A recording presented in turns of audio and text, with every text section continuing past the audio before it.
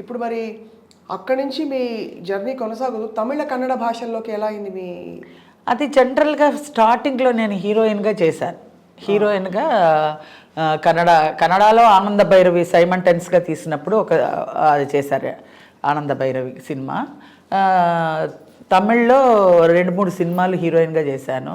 మలయాళంలో ఒక 4-5 సినిమాలు చేశాను. అన్నీ హీరోయిన్గా చేశాను. బట్ ఎందులో క్లిక్ అవ్వాల, అప్పుడే మన జాతకం తెలిసిపోయింది హీరోయిన్గా మనకి రాదు అనేసి. ఇంకా ఈ జంజాల గారితోటే అసలు కామెడీగా టర్న్ అయింది. కామెడీగా నేను ఒక సినిమా చేశాను ఫస్ట్, బాపయ్య గారిది, నిగురు కప్పిన నిప్పు. పెద్ద ప్యాడింగ్ అదే, మొత్తం శివాజీ గణేశన్ గారు అందరూ చాలామంది ఉన్నారు. మొత్తం ఫటాఫట్ జయలక్ష్మి వీళ్ళందరూ చాలామంది. ఇప్పుడు నేను చేసిందే ఆయన నగేష్ గారితో కాంబినేషను. మా అమ్మ నాన్న అల్లూరు రామలింగయ్య గారు, గిరిజ, మాది సెట్ అనమాట. బాపయ్య గారు నేను ఫస్ట్ ఆయన నేను వస్తానే ఏంటంటే మామూలుగా క్యారెక్టర్ ఇదమ్మా అన్నారు. అంటే నేను నవ్వించడం అండి, నాకు నవ్వించడం కానీ క్యారెక్టర్ కానీ ఏది రాదండి. మామూలుగా క్యారెక్టర్ ఏదైనా ఇస్తే చేసుకొని వెళ్ళిపోతాను, కానీ ఆడియన్స్ నవ్వించడం అంటే మామూలు కాదు కదండి. అది వెకిలిగా ఉండకూడదు, పిచ్చి పిచ్చిగా ఇలా అన్నీ పెట్టుకుని హిహి అని వెకిలిగా ఉండకూడదు, నేను చేయలేనండి అన్న.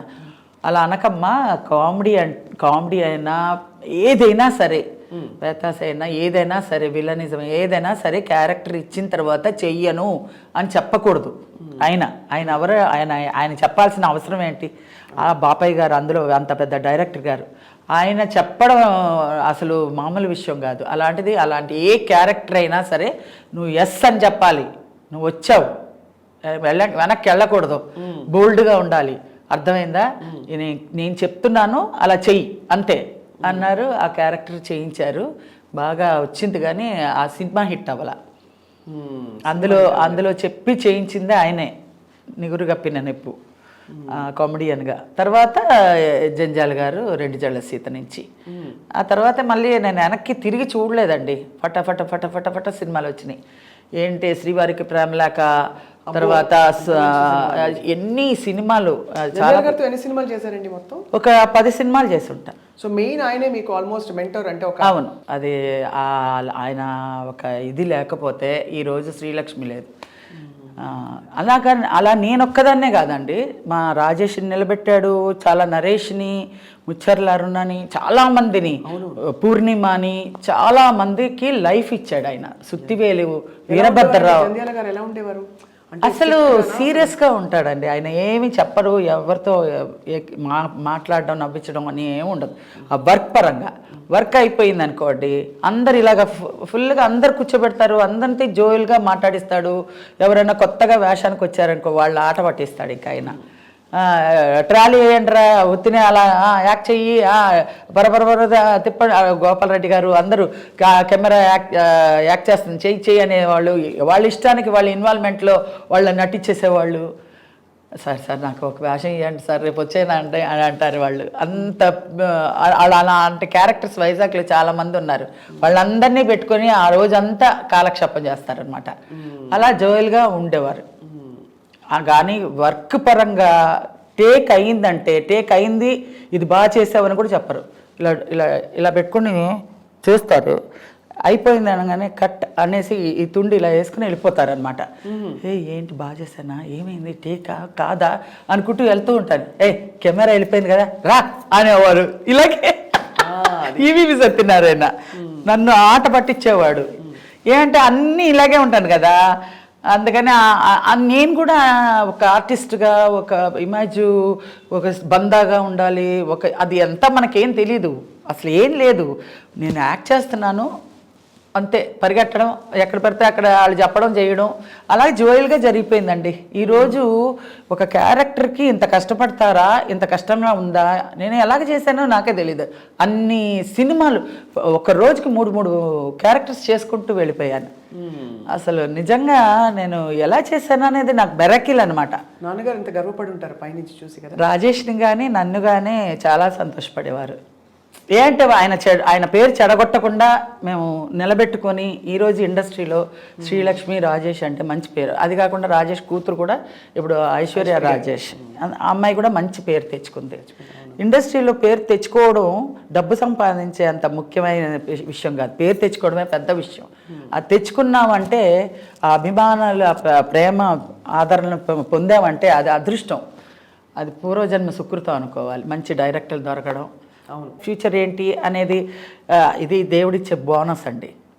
దీని గురించి మనం పెద్ద ఆలోచించక్కర్లా. శ్రీలక్ష్మి గారు అప్పట్లో మీ హిట్ పేరు సుత్తివేలు గారా, వీరభద్రరావు, సుత్తివేలే. బ్రహ్మానందం గారు కూడా ఉన్నారు. Next Brahmanandam, first Suthivelu. సుత్తివేలు గారు, నేను ఇన్నోసెంట్ భార్య, గడుసు మొగుడు అంటే ఈయన. అవన్నీ బాగానే వచ్చినాయి. సుత్తివేలు తర్వాత బ్రహ్మానందం, తర్వాత ఇంకా నూతన్ ప్రసాద్ గారు, అందరూ మొత్తం ఎంతమంది 40 మందో 50 మందో మేల్ ఆర్టిస్టులు, కమెడియన్లు ఉన్నారు. అందరితో చేశాను నేను క్యారెక్టర్స్.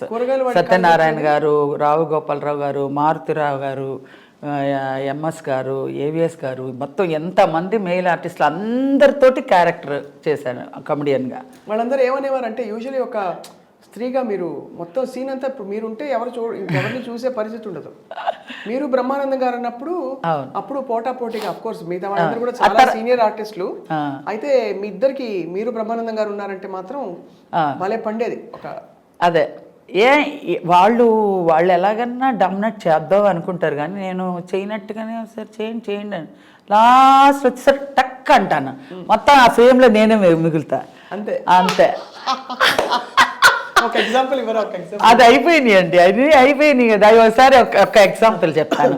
రాజేంద్ర ప్రసాద్ గారు, రేలంగి నరసరావు గారు సినిమాలో మేము మొత్తం అందరు ఆర్టిస్టులు వరుసగా ఉంటారనమాట. ఉండి అందరూ లాస్ట్లో నాకు డైలాగ్ వచ్చింది. లాస్ట్లో నా డైలాగ్ వస్తే అందరూ చెప్పేసి లాస్ట్లో డైలాగ్ నా దగ్గరికి వచ్చేసరికి పట్మని వదిలేసేదాన్ని, అంటే రాక వదిలేసేదాన్ని. అబ్బా అనేవాడు రాజేంద్ర ప్రసాద్ అని. ఇప్పుడు మేమందరూ ఇంత ఇదిగా చెప్పాలా ఏంటి శ్రీలక్ష్మి అంట, ఏం చేయను నేను మర్చిపోయాను అంట. నిజంగా నేను మర్చిపోయాను, రాలేదు, సరే అయిపోయింది. ఇంకా పౌరుషం వచ్చేస్తుంది. 1, 2 అయ్యేసరికి 3వ పౌరుషంగా వచ్చేస్తుంది నాకు. ఎలాగైనా చెప్పేయాలి అని ఒక పట్టుదలలో ఉన్నప్పుడు బోడి ఇదేం చెప్తుంది, సింగనాథం ఇది కూడా టేకు ఇదేలే అనేసి అనేస్తారు వీళ్ళందరూ. టేక్ అని చెప్పేస్తా నేను చెప్పేస్తాను, ఇంకా టేక్ ఓకే అయిపోతుంది. ఇప్పుడు అమ్మో ఇది చెప్పేసి శ్రీలక్ష్మి చెప్పేసింది బాబోయ్, నేను చెప్పదనుకుని నేను ఆదాపుగా మాట్లాడాను, ఏదో యథార్చగా మాట్లాడానండి. మళ్ళీ 1 more అండి, అమ్మో నేను శ్రీలక్ష్మితో 1 more చేయను, వెళ్ళిపోతారు డైరెక్టర్ గారు. నీ ఉన్నావే ఇంతసేపు మేము బాగా చేసినప్పుడేమో చెప్పి చావలేదు, ఇప్పుడేమో నేను ఏం చెప్తుందిలే అని క్యాజువల్గా చెప్పినప్పుడు నువ్వు చెప్పేశావు. రాజేంద్ర ప్రసాద్ అమ్మో శ్రీలక్ష్మి దగ్గర ఒళ్ళు దగ్గర పెట్టుకొని చెప్పాలి మనం ఏం చెప్పినా. రెండోసారి చెప్పినా 3వసారి చెప్పినా ఒకవేళ చెప్పలేకపోతే ఎలాగైనా చెప్పేస్తుంది అని అలర్ట్గా చెప్తారు వాళ్ళు. అది ఒక దెబ్బ తిన్నారు, చెప్తుందిలే అనేసి చెప్పేశాడు. చెప్పేశాడు నేను టేక్ అయిపోయిందా, అమ్మో నేనేదో యాదాచిగా మాట్లాడానండి. 1 more అండి 1 more అండి, 1 more అంతా లేదు, శ్రీలక్ష్మి దగ్గర 1 more లేవు, అంతే శ్రీలక్ష్మి చెప్పేస్తే అయిపోయింది పదండి అన్నారు. అలాగా నా దగ్గర వచ్చేసరికి అలర్ట్గా ఉంటారు ఎవరైనా సరే. నూతన్ ప్రసాద్ గారు కూడా ఒకసారి శ్రీవారికి ప్రేమలేఖలప్పుడు రిక్షాలో వెళ్తుంటే లాంగ్ షాట్ అనమాట, బంతి చామంతి ముద్దాడుకుందాములే ఆ పాట నేను పాడాలి. వాడు ఒకడికి కథ చెప్తాను, కథ చెప్పేసరికి వాడు గిలగిలా కొట్టుకొని పడిపోతాడు. కూరగాయలవాడు అది వేరే, ఇక్కడ ఒక రిక్షా వాడు కిల్లి కొట్టుకు వెళ్ళి వచ్చే లోపల ఇలా పడిపోతాడు. ఏమైనా నువ్వు కథ చెప్పావా అందుకే కొట్టుకుని చేస్తున్నాడు ఇక్కడ అంటాడనమాట. అది ఏమండి నేను ఒక కథ చెప్తాను అని ఆ పాట అదంతా లాంగ్ షాట్ పెట్టారనమాట. ఇదంతా ఇలాగ అది ఇది అని చెప్తుంటే, ఏమండి నాకు ఆ పాట రావట్లేదండి, మీరు పాడండి, లిప్ మూమెంట్ ఇవ్వండి, నేను పాడేస్తాను, నేను లిప్ మూమెంట్ ఇస్తాను, మీరు పాడేయండి. ఏమనుకుంటున్నావు, లాంగ్ షాట్ నేను పాడితే నువ్వు లిప్ మూమెంట్ ఇస్తావా నూతన్ ప్రసాద్? అదంతా కుదరదు, నువ్వు పాడు, చచ్చినట్టు నువ్వు పాడు, కెమెరా దగ్గరికి తీస్తారు, నీకు తెలియదేమో, అది జూమ్ వెళ్తారు. నువ్వు అంత దూరంలో ఉన్నావు, నువ్వు పాడే నేను లిప్పిస్తాను అంటున్నావా అనేసి పాడు. ఎలా అయినా నేనే పాడాను అనుకోండి, ఆఖరికి కొంచెం హెల్ప్ చేయండి అంటే చేయలే. అలా ఉంటారు మగవాళ్ళు అంటున్నా. అదే మరి నేను వాళ్ళు అలా ఉంటారు, వాళ్ళతో ఇలాగ ఉండాలి, మనం ఇలా మేనేజబుల్గా ఉండాలి, వాళ్ళు డామినేటింగ్గా ఉంటారు, ఏమి తెలిసేది కాదు. నేను బోల్డ్గా చేసేసేదాన్ని, నేనే ఫ్రేమ్లో వచ్చేసేదాన్ని. ఏ మేల్ స్టార్ మీతో ఎక్కువ పోటీ పడేవారు మీ పేర్లలో? అందరూ ఈక్వల్గానే, అందరూ మామూలుగానే, నేను అందరితో ఈక్వల్గా బాగానే చేసేదాన్ని. కాదు డామినేట్ చేస్తారని చెప్పి కొంచెం ఎలాట్గా ఉండే, అందరూ ఎలాట్గా ఉండే. ఆ కామెడీ సీన్ వచ్చేటప్పుడు అందరూ ప్రాక్టీస్ బాగా చేస్తాం. అంటే అది వరకు రోజుల్లో ఈ కుళ్ళులు కుతురంతరాలు అవన్నీ ఉండదు కదండి. చెప్పరు సపోర్ట్గా చెప్పరు, కానీ వాళ్ళ క్యారెక్టర్ వాళ్ళు డెవలప్ చేసుకుంటూ వెళ్తారు. కానీ నువ్వు ఇలా చేయమని నేను ఇలా చేయిస్తాను అని అనరు. మనమే మోల్డ్ చేసుకొని వాళ్ళకి ఈక్వల్గా మనం బ్యాలెన్స్ చేసుకోవాలని మనమే చేసుకొని ఉండాలి. వాళ్ళు చెప్పరు. కానీ అదే నూతన్ ప్రసాద్ గారు ఏంటనుకుంటున్నావు, అది నిజంగానే ఆయన చెప్పింది, నిజంగానే అది నాకు తెలియదు కదా. ఆయన చెప్పింది లాంగ్ షాట్ అని నేను అనుకుని లిప్పిచ్చే పాడేయండి నేను పాడేస్తాను అంటున్నాను. కానీ అది తప్పు, అసలు అది నాది తప్పు. జూమ్ ఉంటుంది కదా, అది నా తప్పు. ఆయన వచ్చి జంజాల గారికి చెప్తున్నారు, శ్రీలక్ష్మి నన్ను పాడమంటుందండి, ఆమె లిప్పిస్తుందంట, లాంగ్ షాట్ అనుకుంటుంది, జూమ్ చేస్తాను ఆమె తెలియట్లేదు అని అన్నాడు. కంప్లైంట్